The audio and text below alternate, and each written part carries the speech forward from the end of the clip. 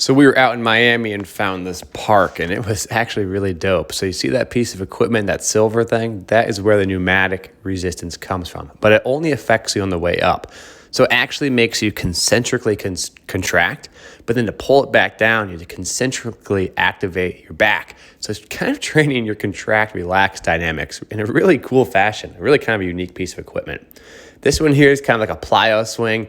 Obviously, it's not as effective as a plyo swing. It'd be nice to have a better setup with that pole behind you so you can add weight, but still kind of a cool idea, to be honest with you, because it's horizontally loaded. You're not working necessarily directly against gravity, so you can manipulate loading way differently. I'd imagine attaching a band to this, or, as I said earlier, having weights could make a difference. Now, this was kind of the golden goose, the winner of this whole park. It was this air-resisted squat thing, and it was kind of like a Kaiser piece of equipment. But the crazy thing about this squat is that it had 8 different knobs. So you can see right there, not knobs, it had a knob with 8 different settings. And the top setting was actually really difficult. And so you could turn up the resistance, and you could jump with it. You could do rhythm movements. You could squat with it. You could do pogo hops, you could do all sorts of skips and marches, and the forward positioning of that, for some reason, the way that bar is set up was really comfortable.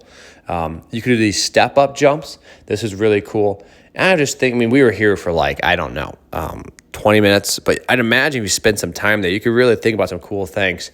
Like if the bar was longer, you could do some chest presses with it, almost like a step-through press, like a jammer.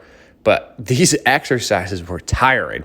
People kind of joked about it. Oh, it looks probably easy or whatever. Absolutely not. I was actually pretty fried the next day from doing this. Because remember, it's concentric only. So you're not getting any of that eccentric loading, which is okay, I suppose, if that's your goal.